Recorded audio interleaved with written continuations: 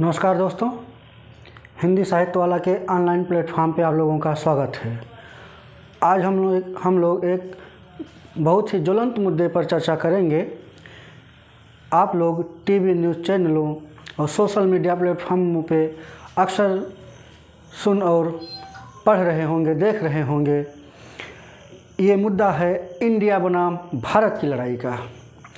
जैसा कि आप लोगों को पता ही है कि 9 से 10 सितंबर के बीच नई दिल्ली में G20 का 18वां शिखर सम्मेलन का आयोजन प्रधानमंत्री श्री माननीय नरेंद्र मोदी की अध्यक्षता में किया गया और G20 के मंच से prime minister of Bharat, president of Bharat जैसे शब्दों का इस्तेमाल किया गया। जैसा कि प्राइम मिनिस्टर ऑफ इंडिया ना कह के प्राइम मिनिस्टर ऑफ भारत कहा गया, उसी प्रकार प्रेसिडेंट ऑफ इंडिया ना कह करके प्रेसिडेंट ऑफ भारत कहा गया। और ये भी कहा गया कि आने वाले समय में राष्ट्रीय या वैश्विक मंचों पर भी भारत शब्द को ही कहा जाएगा। तो इसी मुद्दे को लेकर के इस देश में पक्ष और विपक्ष में काफ़ी गर्मी का माहौल है। अगर हम ये विवाद है इसके हम थोड़ा अगर पीछे जाएं तो ये विवाद आखिर शुरू कहाँ से होता है, तो हम इस पे चर्चा करते हैं। जैसा कि आप लोगों को पता होगा कि जुलाई में विपक्षी दलों के द्वारा बेंगलुरु में कांग्रेस अध्यक्ष श्री मल्लिकार्जुन खड़गे जी की अध्यक्षता में विपक्षी दलों की या 26 जो पार्टियों के विपक्षी दल थे उनकी मीटिंग बुलाई गई थी। और उस मीटिंग में NDA यानी कि नेशनल डेमोक्रेटिक अलायंस, जिसको आप BJP भी कह सकते हैं, आगामी लोकसभा चुनाव 2024 में इसके खिलाफ एक संगठन बना जिसका नाम इंडिया रखा गया। उस संगठन का नाम इंडिया रखा गया, INDIA। NDA के खिलाफ जो है इस संगठन को जो है नाम रखा गया इंडिया। I से इंडियन, N से नेशनल, N से नेशनल, D से डेवलपमेंटल,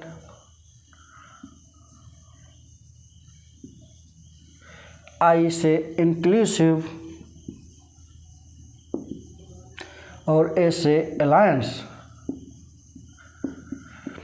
तो इस जो है संगठन की या जो इसकी स्थापना की गई और ये किसके अगेंस्ट किया गया, NDA के, नेशनल डेमोक्रेटिक अलायंस, राष्ट्रीय प्रजातांत्रिक गठबंधन। तब ये विवाद इंडिया बनाम NDA में था, लेकिन G20 के बाद से ये बनाम जो है अब इंडिया बनाम भारत अब ये हो गया है। तो जैसा कि आप लोग जानते हैं, जब विपक्षी संगठनों के द्वारा जो एक गठबंधन, इंडिया नाम का गठबंधन बनाया गया, तब सरकार के द्वारा इंडिया नाम को टारगेट किया गया और जो इंडिया देश का नाम है उसकी जगह हर जगह भारत बोलना या इस्तेमाल करना शुरू कर दिया है। अगर हम इंडिया के इतिहास की बात, इंडिया शब्द कैसे आया है, हमारे देश का नाम इंडिया कैसे पड़ा, अगर हम इसके इतिहास पे बात करें तो अंग्रेजी शासन में हमारे देश को इंडिया ही कहा जाता था। जब भारत आज़ाद हुआ तो संविधान निर्माण की प्रक्रिया में इस बात का मुद्दा उठा कि भारत के लिए, हमारे देश के लिए कौन सा नाम जो है प्रयोग किया जाएगा, इंडिया या भारत। तो कुछ लोग इंडिया के समर्थन में आए, कुछ लोग भारत के समर्थन में आए। इसलिए इस पे कोई तर्क नहीं निकाला जा, कोई रिजल्ट इसका नहीं निकला और संविधान में लिखा गया इंडिया दैट इज़ भारत, अर्थात इंडिया ही भारत है जो राज्यों का संघ है। और इस संविधान के हिंदी प्रति में भारत अर्थात इंडिया जो कि राज्यों का संघ है ये लिखा गया। लेकिन बाद में कुछ लोगों को लगा कि ये औपनिवेशिक मानसिकता का प्रतीक है, इंडिया शब्द जो है औपनिवेशिक मानसिकता का प्रतीक है, क्योंकि इंडिया शब्द धीरे धीरे भारत के साथ प्रचलन में आ गया। कहा कि इसमें औपनिवेशिकता की बू आती है, गंध आती है, तो ये समय समय पर ऐसे मुद्दे उठाए जाते रहे हैं। लेकिन अगर जो ये इंडिया शब्द की बात है ये आया कहाँ से, तो सबसे पहले आप लोगों को बता दें कि ग्रीक भाषा से लिया गया है और ईसा पूर्व 5वीं सदी में ग्रीक या यूनान के लोगों ने सिंधु नदी के लिए इंडस शब्द का प्रयोग किया और यहाँ के लोगों के लिए इंडिया इंडोई शब्द का प्रयोग किया। और आपको पता है कि इतिहास के पिता हेरोडोटस ने इंडी शब्द का प्रयोग इसी रूप में ही उन्होंने भी प्रयोग किया। और अगर हम देखें तो दूसरी तीसरी सदी में जब इंडी शब्द लैटिन भाषा में इंडी शब्द का लैटिन भाषा में जब इसका परिचय हुआ तो ये इंडिया बना। जब इंडी शब्द लैटिन भाषा से इसका परिचय हुआ तो ये इंडिया बना। हालांकि अभी तक ये भौगोलिक क्षेत्र का प्रतीक न होकर यहाँ के निवासियों का प्रतीक था, लेकिन 9वीं सदी में जब ये इंडिया अंग्रेजी और अन्य भारत जो है यूरोपीय भाषाओं के समीप पहुँचा या उनसे इसका मिलन हुआ या परिचय हुआ, तो यह धीरे धीरे यहाँ के निवासियों के साथ साथ ये यहाँ के भौगोलिक क्षेत्र का भी प्रतीक बन गया। तो इस प्रकार इंडिया शब्द प्रचलन में आया। और अगर हम भारत की बात करें तो फिर भारत शब्द का मूल जो भरत है वो 3500 वर्ष पहले हमारे प्राचीन ग्रंथ ऋग्वेद में मिलता है। और अगर भौगोलिक क्षेत्र के रूप में या भौगोलिक भूभाग के रूप में इसका उदाहरण हम देखें तो ब्रह्म पुराण और विष्णु पुराण में मिलता है। और इसी क्षेत्र का नाम वायु पुराण और महाभारत में भी भारत और भारतवर्ष दिया गया है। और जैसा कि आप लोग जानते ही हैं कि आज़ादी राष्ट्रीय आंदोलन में जब भारत का राष्ट्रीय आंदोलन का अपने चरम पे था तो भारत माता की जय, अंग्रेजों भारत छोड़ो जो है इस प्रकार का जो है नारा लगाया जा रहा था। तो भारत और हमारे राष्ट्रगान में भी केवल भारत शब्द का प्रयोग किया गया है। एक दिलचस्प बात हम आपको और बताना चाहेंगे कि जब अंग्रेज भारत में आए तो उन्होंने भारत तो दूर हिंदुस्तान को भी हिंदुस्तान कह के संबोधित किया। उन्होंने हिंदुस्तान को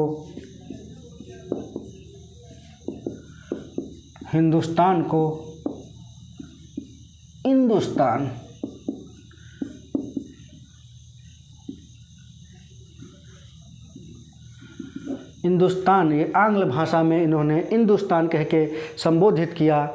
और जैसा कि आप जानते हैं मैकाले जब समस्त भारतीय साहित्य को अशोभनीय बता रहा था और मूल भारतीय जो है विद्या और ज्ञान परंपरा पर गौरवान्वित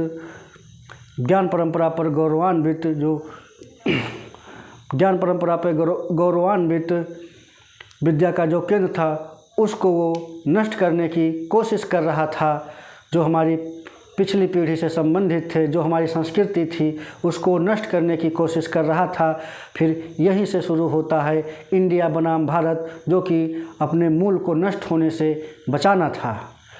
अगर हम भारत शब्द की बात करें या भारत शब्द की उत्पत्ति की बात करें तो यह संस्कृत के भ्रा धातु से उत्पन्न हुआ है, जिसका अर्थ है उत्पन्न करना, निर्वाह करना या निर्वहन करना।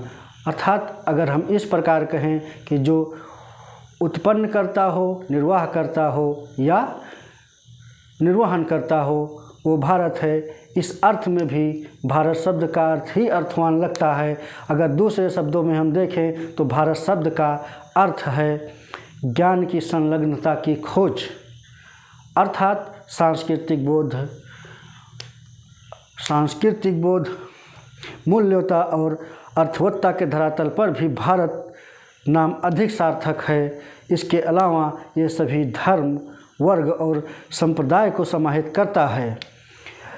ये अनायास ही संविधान की 8वीं अनुसूची में उल्लिखित नहीं है कि जो संविधान की 8वीं अनुसूची में अनायास नहीं उल्लिखित है जो भाषाएं हैं, जैसा कि अगर हम पूर्व में असम एवं मणिपुरी भाषा की बात करें, पश्चिम में गुजराती और मराठी की बात करें और दक्षिण में तमिल, तेलुगु, कन्नड़ और मलयालम की बात करें, तो फिर संविधान में जो वर्णित भाषाएं हैं उनके लिए भी भारत के लिए भारत, भारोत, भारतनाडु, भारता, भारत देशम और भारतम जैसे शब्दों का प्रयोग भारत के अर्थ में किया गया है। ये भी बहुत बड़ी बात है। अगर हम जो ये विवाद चल रहा है इंडिया और भारत का, तो अगर हम भारत के पक्ष में बात करें तो ये भी एक मुख्य आधार बनता है।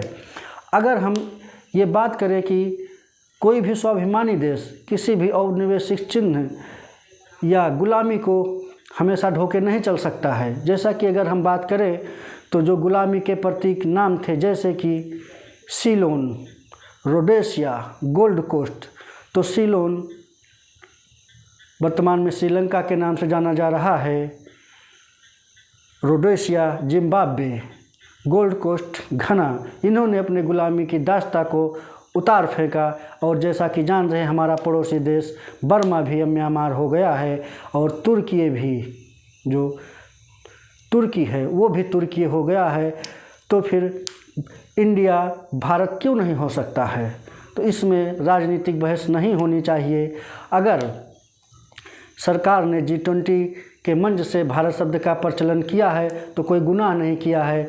आप लोग जानते हैं कि इंडिया औपनिवेशिक दास्ता का प्रतीक है और अगर सरकार तो इसको ज़बरदस्ती किसी के ऊपर थोपना नहीं चाह रही, ना थोप रही है। वो तो ऐसे ही शब्द को, भारत शब्द का जो है, चाहे इंडिया को हो या भारत को हो, कोई इसमें दिक्कत नहीं है। और अगर सरकार ना तो संविधान में संशोधन के माध्यम से ये बात उठाने को भी कह रही है, आगे क्या होता है वो देखा जाएगा। लेकिन अगर संविधान में संशोधन भी करना पड़ता है तो संविधान के अनुच्छेद 1 में संशोधन करना पड़ेगा और इसको संसद के 2/3 बहुमत से इसको पारित करवाना पड़ेगा, इसको लोकसभा और राज्यसभा से पारित होना पड़ेगा। और उसके बाद ये राज्य की विधानसभाओं से, लगभग 50% से अधिक राज्य विधानसभाओं से भी पारित करवाना पड़ेगा, जो कि ये आसान काम नहीं है। अगर इस शब्द का प्रचलन बढ़ाना ही है तो राजभाषा विभाग कभी भी इसके विषय में आदेश दे सकता है। अगर वो आदेश देता है तो भारत शब्द का प्रचलन धीरे धीरे बढ़ जाएगा। फिर केंद्र से लेकर राज्य तक इस शब्द का प्रचलन बढ़ेगा। केंद्रीय सचिवालयों और सरकारी दफ्तरों, भवनों, सचिवालयों में भी इस शब्द का प्रचलन, जो फाइलों में है, इस शब्द का प्रचलन धीरे धीरे शुरू हो जाएगा। इसको किसी के ऊपर थोपने की ज़रूरत नहीं है। राष्ट्रीय और अंतर्राष्ट्रीय खेलों में जो एथलीट, खिलाड़ी जो जर्सी या टी-शर्ट पहनते हैं, उस पर भी भारत का नाम अगर अंकित कर दिया जाए तो देश के साथ साथ विदेशों में भी इसका प्रचलन बढ़ेगा। तो ये ज़बरदस्ती किसी के ऊपर थोपने की ज़रूरत नहीं है, ना ही सरकार के द्वारा ये किसी के ऊपर थोपा जा रहा है। और ये तो बात हमारे संविधान में भी भारत शब्द का वर्णन किया है, तो भारत शब्द बोलने में क्या दिक्कत है। इसलिए देश राजनीति में देश के नाम को न खींचा जाए और भारत शब्द का ही प्रचलन किया जाए, जो कि हमारे वेदों में भी इसका वर्णन है।